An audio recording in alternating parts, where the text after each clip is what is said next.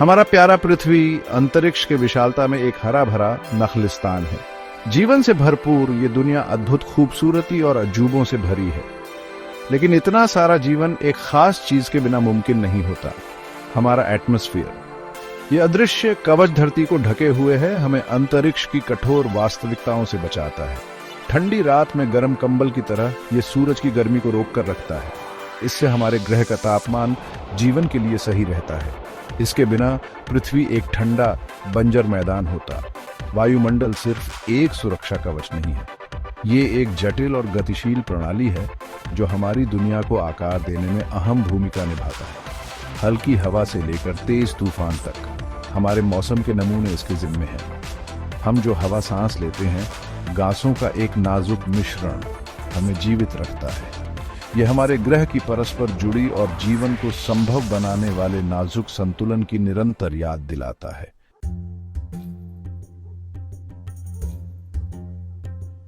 ये अनदेखी ढल, सोचो जैसे कई धागों से बुनी हुई एक चादर हो जिसमें हर गैस का अपना जरूरी काम है। सबसे ज्यादा नाइट्रोजन गैस है, लगभग 80%। ये पेड़ पौधों की ग्रोथ और जिंदगी की बुनियाद के लिए बहुत जरूरी है। ऑक्सीजन जो हम सांस लेते हैं वो लगभग 21% है। ये हमारे शरीर को एनर्जी देती है और हमें जीने में मदद करती है। हालांकि ये बहुत कम मात्रा में होते हैं, पर कार्बन डाइऑक्साइड, पानी की भाप और ओजोन जैसे गैस भी कम जरूरी नहीं है। ये गर्मी को रोकते हैं, तापमान कंट्रोल करते हैं और हमें हानिकारक रेडिएशन से बचाते हैं। ये गैसें पूरे वायुमंडल में एक जैसी नहीं फैली हैं, बल्कि ये अलग अलग परतें बनाती हैं। हर एक की अपनी खासियत और जरूरत है। उथल पुथल वाली ट्रोपोस्फियर से, जहां मौसम बदलता रहता है, लेकर एक्सोस्फियर तक, जहां वायुमंडल अंतरिक्ष के खालीपन में मिल जाता है, हर परत का अपना काम है। हमारे साथ चलिए वायुमंडल की परतों के सफर पर, उन अनदेखी ताकतों की खोज पर जो हमारी दुनिया को बनाती हैं और धरती पर जीवन को मुमकिन बनाती हैं।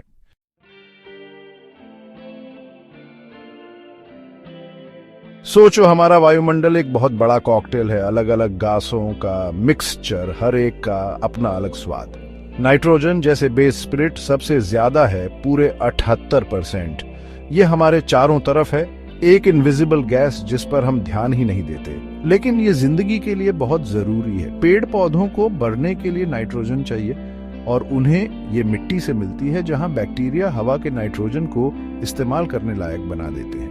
पेड़ पौधों से नाइट्रोजन फूड चेन में ऊपर जाता है और सब जीवों के लिए एक बिल्डिंग ब्लॉक बन जाता है। अब हम डालते हैं थोड़ा सा ऑक्सीजन, पार्टी की जान।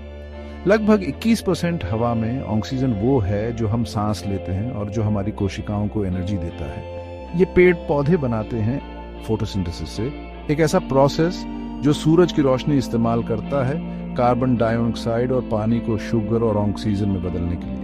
हमारी हर सांस पेड़ पौधों और जानवरों के बीच के नाजुक रिश्ते का सबूत है, एक ऐसा बैलेंस जो धरती पर जिंदगी को बनाए रखता है। लेकिन एक अच्छे कॉकटेल की तरह हमारे वायुमंडल को सिर्फ बेस और स्पिरिट से ज्यादा चाहिए। इसे उन हल्के फ्लेवर्स की जरूरत होती है, वो ट्रेस गैसेस जो कॉम्प्लेक्सिटी और बैलेंस लाती हैं।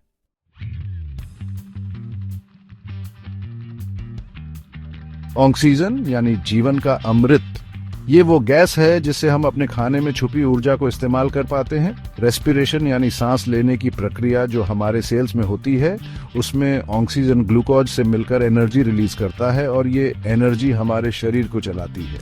हर सांस जो हम लेते हैं वो ये जरूरी गैस हमारे फेफड़ों तक पहुंचाती है, जहां से ये खून में मिल जाती है और हमारे शरीर के हर सेल तक पहुंचती है। लेकिन ऑक्सीजन का कमाल सिर्फ सांस लेने तक ही सीमित नहीं है। ये बहुत ही रिएक्टिव एलिमेंट है जो आसानी से दूसरे एलिमेंट्स के साथ मिलकर कंबशन और ऑक्सीडेशन जैसी प्रक्रियाएं करता है। कंबशन यानी लकड़ी या फ्यूल का ऑक्सीजन के साथ तेज रिएक्शन, जिससे गर्मी और रोशनी निकलती है, हमें गर्माहट और ऊर्जा देती है। ऑक्सीडेशन जो एक धीमी प्रक्रिया है, लोहे में जंग लगने और कटे हुए सेब के भूरे होने के लिए जिम्मेदार होती है। ऑक्सीजन का ये रिएक्टिव नेचर जिंदगी के लिए जरूरी तो है, लेकिन खतरनाक भी हो सकता है। ज्यादा ऑक्सीजन से सेल्स डैमेज हो सकते हैं, यहाँ तक कि मौत भी हो सकती है। इसलिए हमारे वायुमंडल का ये खास मिक्सचर जिसमें नाइट्रोजन ऑक्सीजन को डाइल्यूट करता है इतना जरूरी है। ये कुदरत के नाजुक बैलेंस का सबूत है, जहां ऑक्सीजन जैसी सिंपल गैस भी बहुत ही कॉम्प्लेक्स रोल प्ले करती है।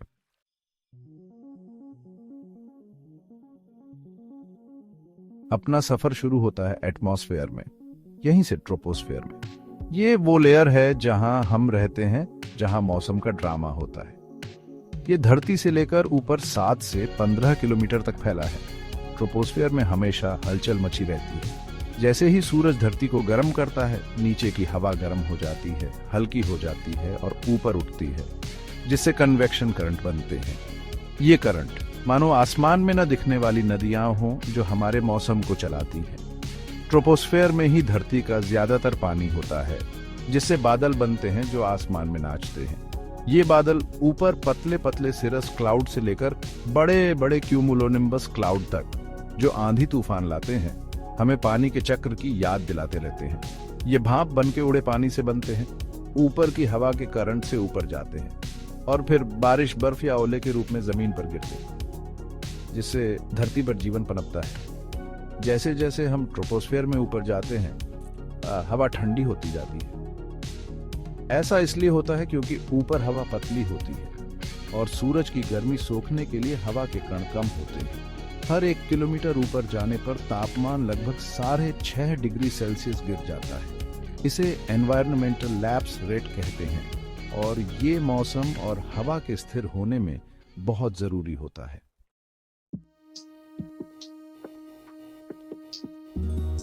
देखने में तो ट्रोपोस्फेयर बहुत अस्त व्यस्त लगता है, लेकिन ये जिंदगी से भरा हुआ है। परिंदे हवा के करंट पर आराम से उड़ते हैं। उनके पंख हवा के अनदेखे रास्तों पर चलने के लिए एकदम सही हैं। कीड़े मकोड़े भी इन करंट पर सफर करते हैं, कभी कभी अपने लंबे सफर में दूर दूर तक चले जाते हैं। हवा और मौसम के साथ उड़ने वाले छोटे छोटे जीव भी दुनिया भर में फैले जिंदगी के जाल का हिस्सा है। ट्रोपोस्फेयर हमेशा बदलता रहता है। तापमान, दबाव और नमी का खेल चलता रहता है। यहाँ गर्म गीली हवा ठंडी सूखी हवा से टकराती है, जिससे बारिश, बर्फ या तूफान आते हैं। यहाँ हवाएं जोर से चलती हैं और बिजली कड़कती है, जो हमें कुदरत की ताकत दिखाती है। लेकिन इसी हलचल में भी एक सिस्टम है। मौसम के पैटर्न एक क्रम में चलते हैं, जो धरती के घूमने, सूरज की गर्मी से धरती के अलग अलग गर्म होने और जमीन और पानी के बंटवारे से तय होते हैं। मौसम वैज्ञानिक इन पैटर्न्स को समझने के लिए आधुनिक उपकरण और कंप्यूटर मॉडल का इस्तेमाल करते हैं, जिससे हमें मौसम का हाल पता चलता है और हम अपनी रोजमर्रा की जिंदगी की तैयारी कर पाते हैं और खराब मौसम से बच पाते हैं।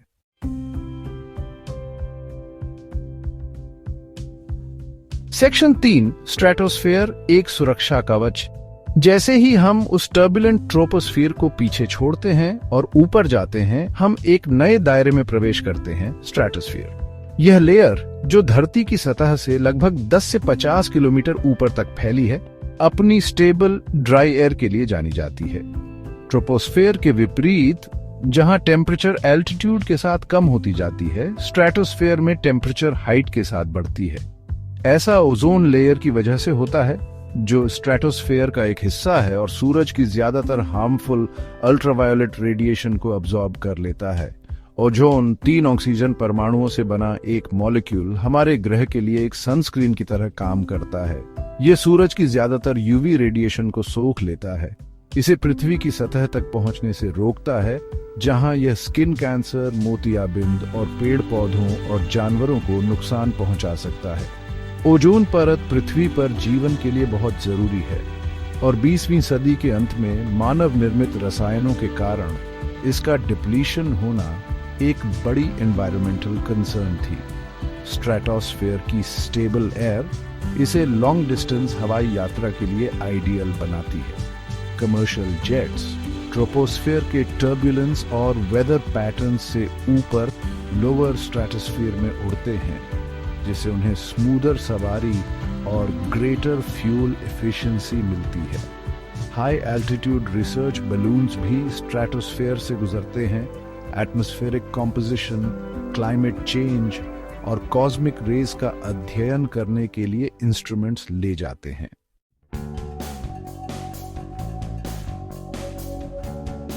सोचो, एक छोटा सा पत्थर, शायद रेत के एक दाने से भी छोटा, अंतरिक्ष में हजारों किलोमीटर प्रति घंटे की रफ्तार से घूम रहा है।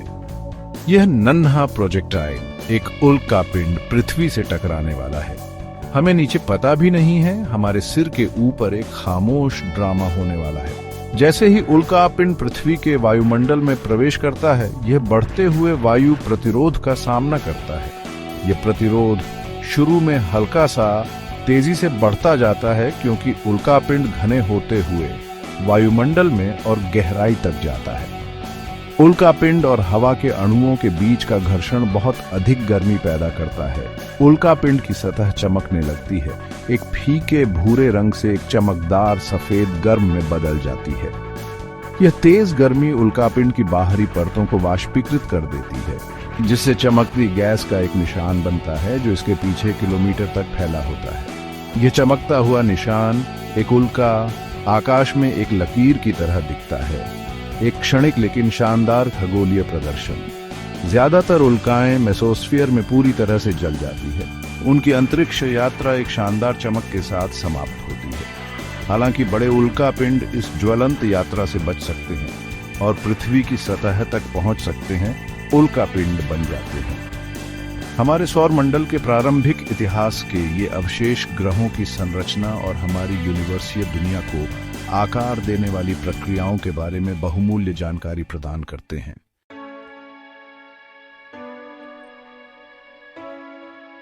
मेसोस्फेयर के ऊपर है थर्मोस्फेयर, जहां तापमान बहुत ज्यादा होता है और खूबसूरती देखते ही बनती है।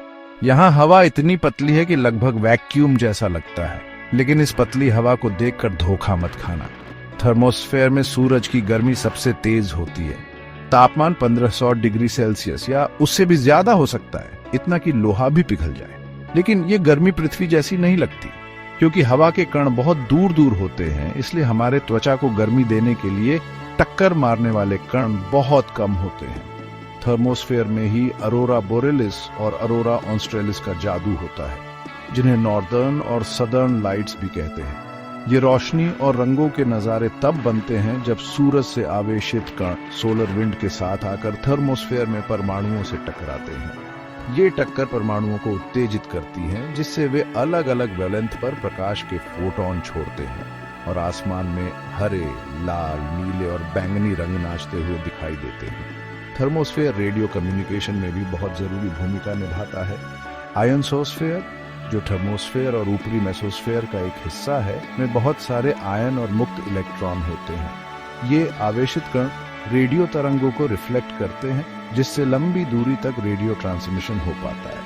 सैटेलाइट आने से पहले दुनिया भर में बातचीत के लिए आयनसोस्फेयर बहुत जरूरी था।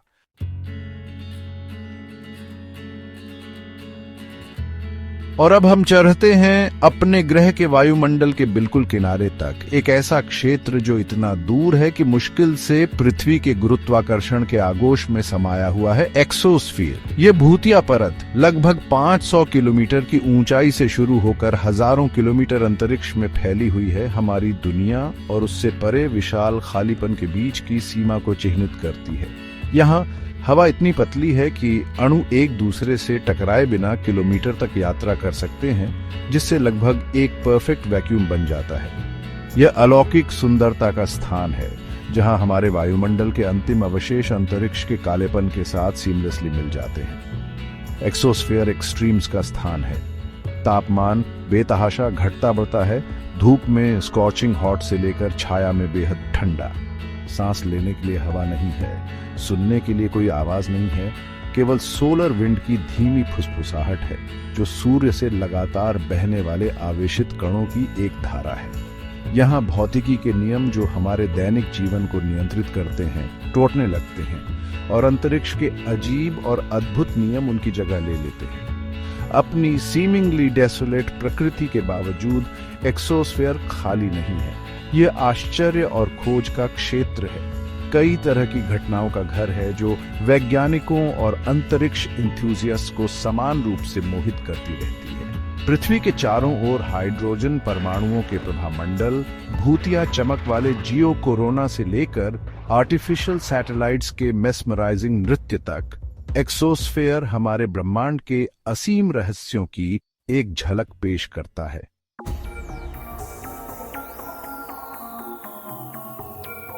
देखो, एक्सोस्फेयर भले ही दूर और सुनसान जगह लगता हो, लेकिन हमारी आज की दुनिया में इसका बहुत बड़ा रोल है।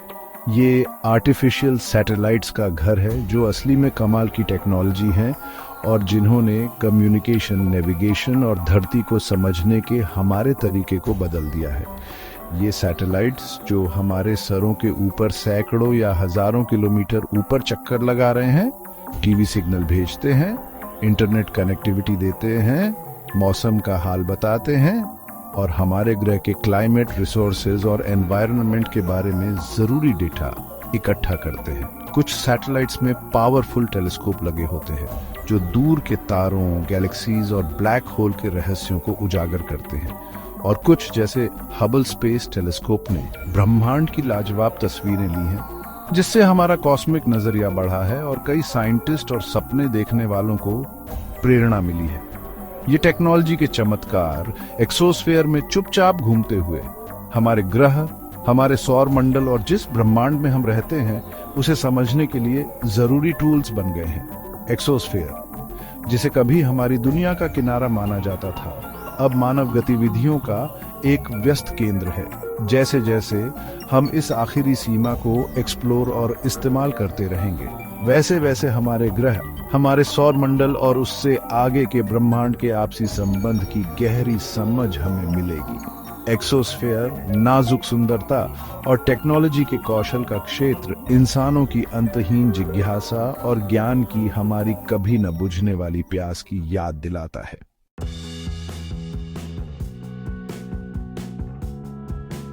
ये हमारी एटमॉस्फेयर की हर लेयर, भाग दौड़ वाली ट्रोपोस्फेयर से लेकर रहस्यमयी एक्सोस्फेयर तक अपने आप में अनोखे अजूबे रखती है।